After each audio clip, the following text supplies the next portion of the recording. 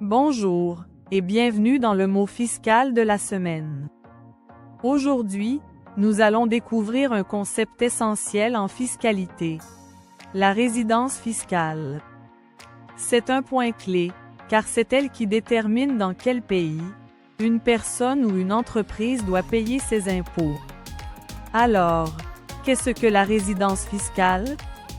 Pour les particuliers, la résidence fiscale dépend de plusieurs critères, comme le lieu de résidence principale, le centre des intérêts économiques, ou la durée de séjour dans un pays.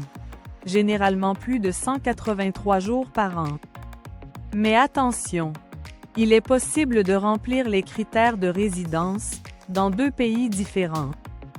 Dans ce cas, les conventions fiscales internationales prévoient des règles dites de tiebreaker ou règles de départage.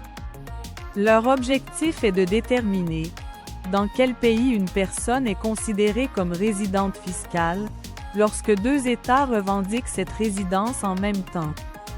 Et pour les entreprises, la résidence fiscale d'une société peut être déterminée par le lieu de son siège social, ou celui de sa direction effective, c'est-à-dire l'endroit où sont réellement prises les décisions stratégiques.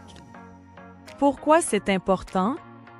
Parce qu'une mauvaise détermination de la résidence fiscale peut entraîner une double imposition, des redressements fiscaux, ou même être considérée comme de l'évasion fiscale. Le sujet est aussi crucial à l'échelle internationale.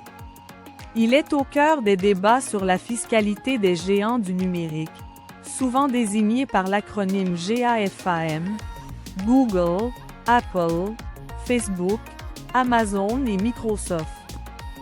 Ces entreprises, très mobiles, peuvent déclarer leurs profits là où elles paient le moins d'impôts. En résumé, la résidence fiscale détermine où l'on est imposé. Elle repose sur des critères clairs, mais parfois complexes. Elle est au cœur des réformes fiscales mondiales. Merci pour votre écoute, et à bientôt pour un nouveau mot fiscal.